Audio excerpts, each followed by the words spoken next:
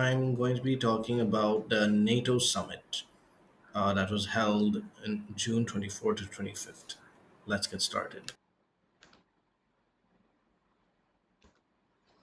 Hello, I am a global nationalist. I support nationalism in my country, India, and in all countries around the globe. Today I'm going to be talking about NATO and the recent NATO summit in on June 24th to 25th.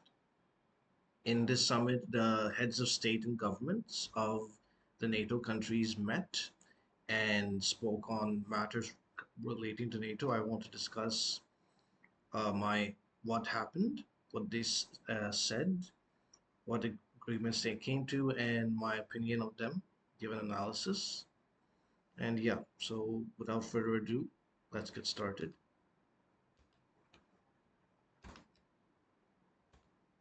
This is the summit declaration at The Hague, issued by the NATO heads of state and government. We, the heads of state and government of the North Atlantic Alliance, have gathered in The Hague to reaffirm our commitment to NATO, the strongest alliance in history, and the transatlantic bond. The fact that they have to reaffirm their commitment and that they say that it is the strongest alliance in history, which I cannot say for certain since I'm not a historian, but maybe they're right. And the fact that they're saying this show that there is some doubt amongst themselves or from other countries that NATO is not as committed to each other as they used to be, and they say that we reaffirm our ironclad commitment to collective defense as enshrined in Article 5 of the Washington Treaty. That an attack on one is an attack on all, and united in the face of profound security threats and challenges, in particular the long-term threat posed by Russia to Euro-Atlantic security and the persistent threat of terrorism, allies commit to invest 5% of GDP annually on core defense requirements as well as defense and security-related spending by 2035 to ensure our individual and collective obligations in accordance with Article 3 of the Washington Treaty. Now, why is this significant? It's because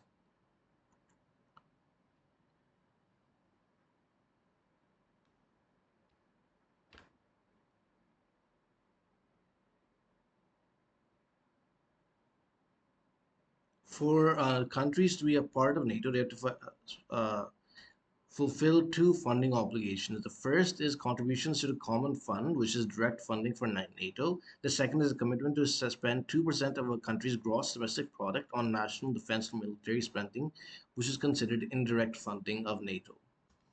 So the fact that they are now increasing that investment to 5% of GDP shows that they are taking their security more seriously and that they believe, or that at least claim to believe, that the threat posed by Russia is increasing and they need to build up their armies and militaries. Our investments will ensure we have the forces, capabilities, resources, infrastructure, warfighting readiness, and resilience needed to deter and defend in line with our three core tasks of deterrence and defense, crisis prevention and management, and cooperative security. And this 5% commitment will comprise two essential categories of defense investment. Allies will allocate at least 3.5% of GDP annually based on the agreed definition of NATO defense expenditure by 2035, the resource core defense requirements, and to meet the NATO capability targets. Allies agreed to submit annual plans showing a credible incremental path to reach this goal, and allies will account for up to 1.5% GDP annually to inter alia protect our critical infrastructure, defend our networks, and ensure our civil preparedness and resilience, unleash innovation, strengthen our defense industrial base. So 3.5% is for core defense requirements. This means directly to the militaries and I guess intelligence as well, and national and everything directly under control of the government. Inter alia means things that are not directly under the control of the government, such as a defense industrial base, innovation, civil preparedness, and etc. So they've they're divided the investment into parts. The trajectory and balance of spending under this plan will be reviewed in 2029 in light of the strategic environment and updated capability targets. 2029 will be a year in which President Trump leaves office as president, unless he somehow manages to seek and win a third term, which I doubt he will. And so I think the fact that they will review this that year means that they will try to spend this much money at least until President Trump is in office. And once he is not there, they might, if they can, give up this investment. If they can get away with it, they will. I don't think that they're completely committed to expanding this until 2035. I think this is just something to appease Trump for. And yeah, we reaffirm our shared commitment to rapidly expand transatlantic defense industrial cooperation, work to eliminate defense trade barriers among allies. That again is something Trump has spoken about, ending trade barriers. And yeah, this was hosted in Netherlands. The next meeting will be in Turkey in 2026. And so this 5% investment came from President Trump mainly. This is the White House article. President Trump's leadership vision drives NATO breakthrough in a defining moment for global security. President Donald J. Trump achieved a monumental victory for the United States and allies, brokering an historic deal to dramatically increase defense contributions across NATO alliance. This is the 5% that they did. So this is all being credited to Trump. NATO General Secretary General has said that would you ever think this would be the result of the summit if he would not have been elected president? I agree. If he was not elected president, then if Kamala Harris was president, then they would not be pressured to spend more on defense. Maybe a little, but definitely not something like 5%, which is a lot. And she would be much softer on them and probably not said anything at all because until Trump came, no US president had bothered about that. According to my knowledge, I may be wrong. Please say so if I was in the comment section. Finnish President Alexander Stubb, we're witnessing the birth of a new NATO. This is a big win, I think, for President Trump, and it's also a big win for Europe. And yeah, all of them have credited him for it.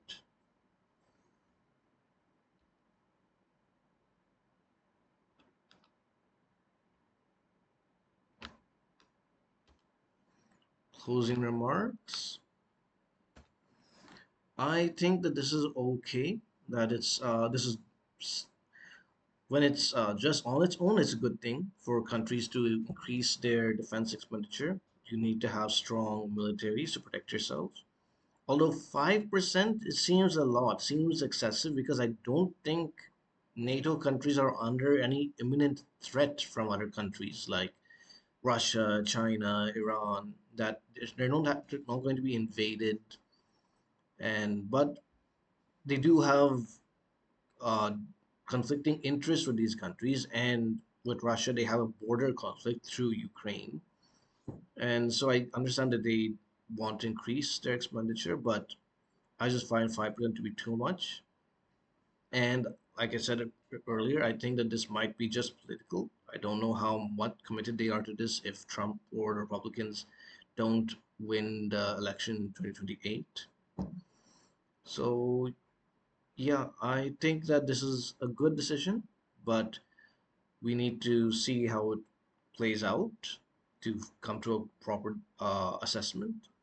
And we have to mention that President Zelensky nor Ukraine were mentioned much in the declaration, that this was mainly focused on with the members themselves. They talk about Russian aggression against uh, the alliance, but don't talk about Ukraine, Russian aggression against Ukraine.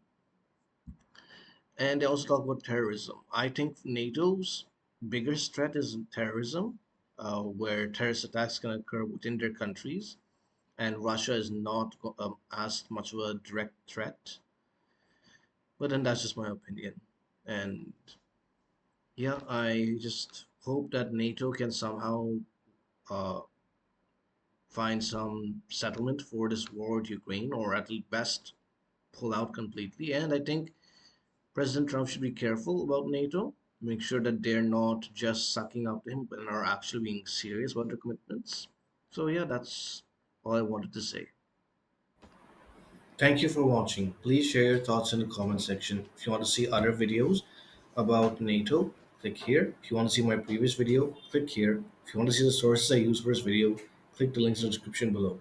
Thank you for watching. Goodbye.